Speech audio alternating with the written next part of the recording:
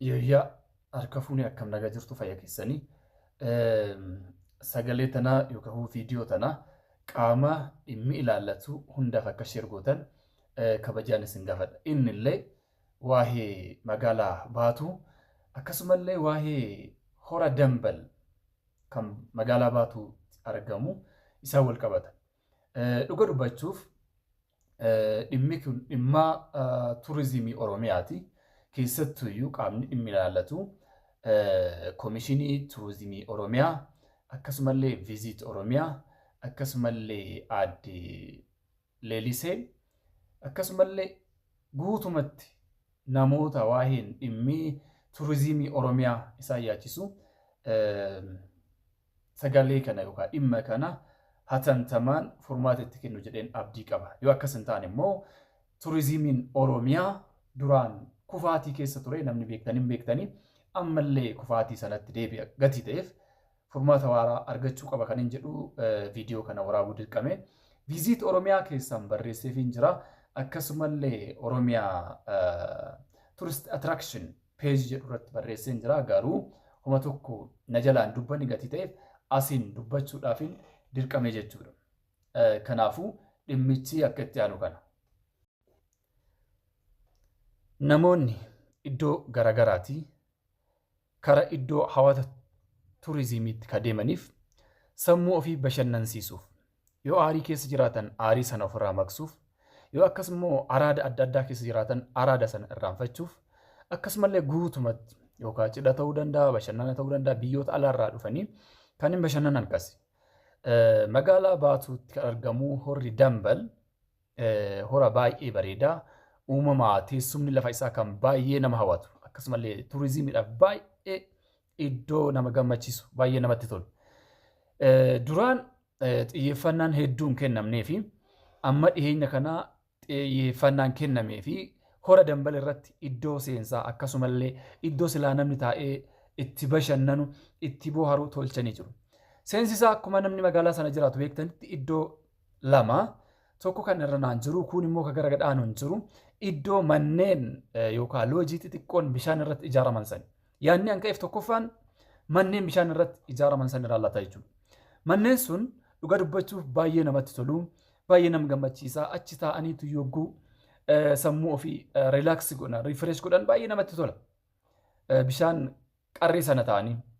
Garuutu immoo kan inni irraa haasa'uu barbaadame, kan inni baay'ee na jibbisiisee kan baay'ee akkamitti iddoon namni itti bashannanuudhaaf dhaqee namni araada adda addaarraa bahuudhaaf dhaqee iddoo sanitti wanna akkana arga ka jedhudha. Inni illee maali dhaguu jettan iddoon sun iddoo jimaa fi shiishaa ta'eeti. Silaa iddoon namni itti mukuu bahu iddoo akkana ta'uu qabu.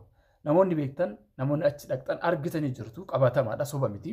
Waan anis ija kootiin argee taajjabee bira deeme.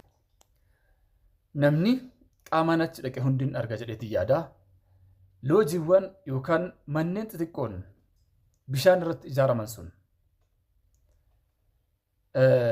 yogguu an dhaqee achitti argu baay'ee na gaddisiise. Jalqabuma yogguu seensarraa ol seenu hafuurri badaan baay'ee natti dhahe. Maalidha hafuurri kun jedhee baay'ee ulfaata waan ta'eef ilaaluun eegale.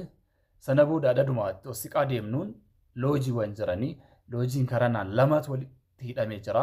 Karaa ol'aanuun immoo tokko jira. Loojiiwwan bishaanirraa sun garuu achi keessatti waan argee cahaatii fi shiishadha.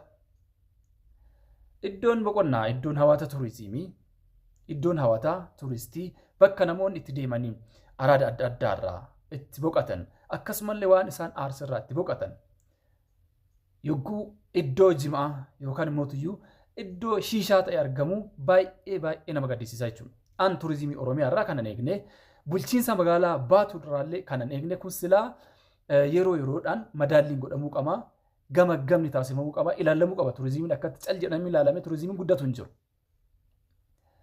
Turistiin kamuu namni bashannanaaf dhaqe kamuu achi dhaqe iddoo sanatti yogguu shiishaa manatti hifatee manatti isa jibbisiisee irraa bilisa bahuudhaaf deeme cahaatii manatti jibbee dargaggeessi jimaa kanarraa bilisa ta'a irraa baha jedhee yogguu achi dhaqee achitti immoo cahaatii manatti iyyuu silchitti isa jettee isa jibbisiistee jette yogguu laga sanitti argu bishaan daaritti argu shiishaa achitti argu maaltu itti dhaga'ama.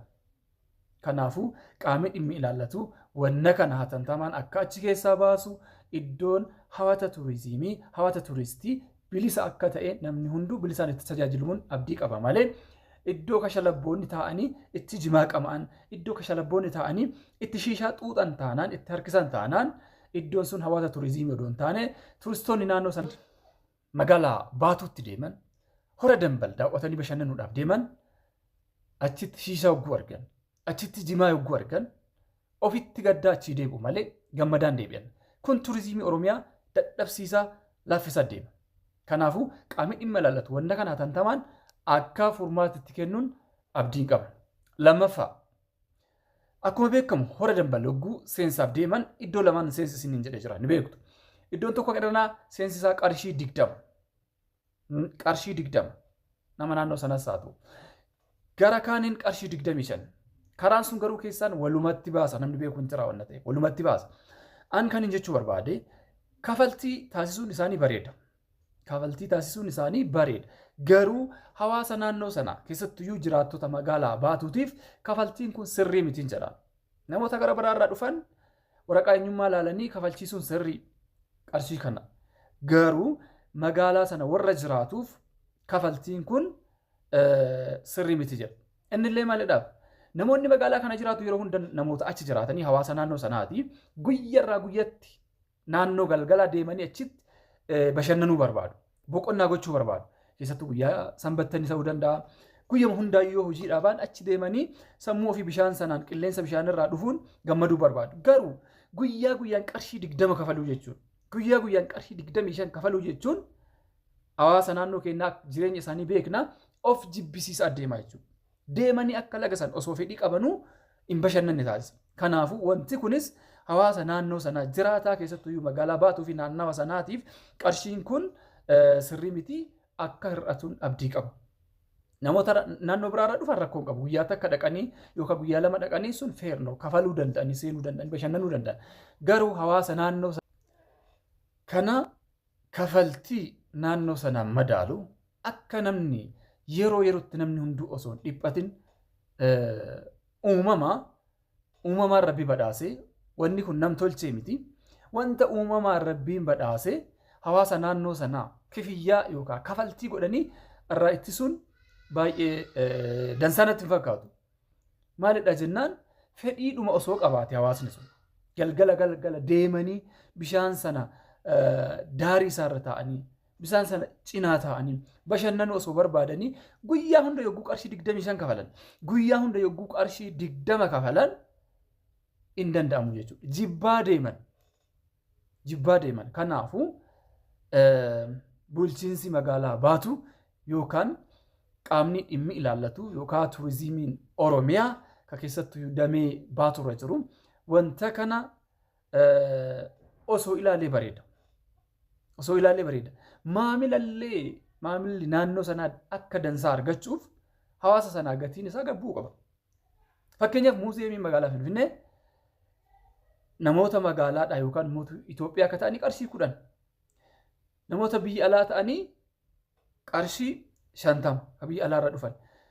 Katamaarillee akkasuma qannasaa ka jiraattotaallee akkasuma qaba. Sadarkaa dhumaan kaanii jechuudha. Kanaafuu nama hundaaf wal fakkaataa ta'uu qabu.